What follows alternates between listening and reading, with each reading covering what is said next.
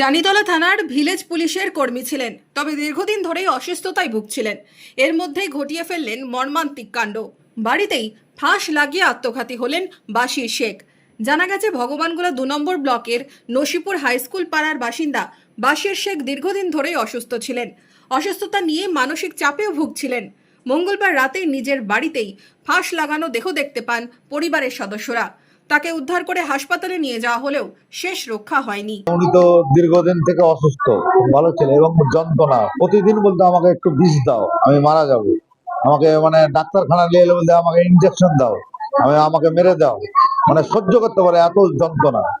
লাস্টের বেলায় তো 1টা-1:30টার দিকে ও পানি চাইছে, ও পানি খেয়ে হয়তো স্ত্রী জেগে থাকে, ঘুম চলে এসছে, কখনো উঠে আত্মহত্যা করেছে। আচ্ছা, 5-6 বছর থেকে সুগার ছিল, দিয়ে 2 বছর থেকে কিডনিতে ইনফেকশন ধরা পড়ার পরে কিডনি আস্তে আস্তে খারাপ হয়ে গেল।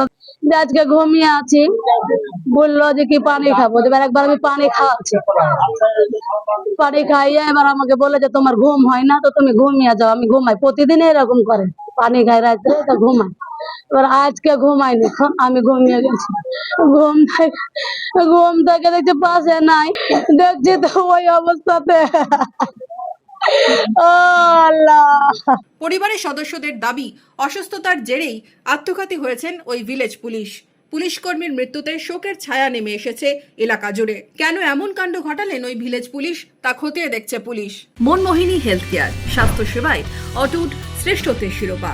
জেলায় প্রথম robotic knee replacement, cardiology with cath lab, neurosurgery, specialized trauma unit থেকে স্মাইল ট্রেন, একগুচ্ছ পরিষেবায় নিয়োজিত।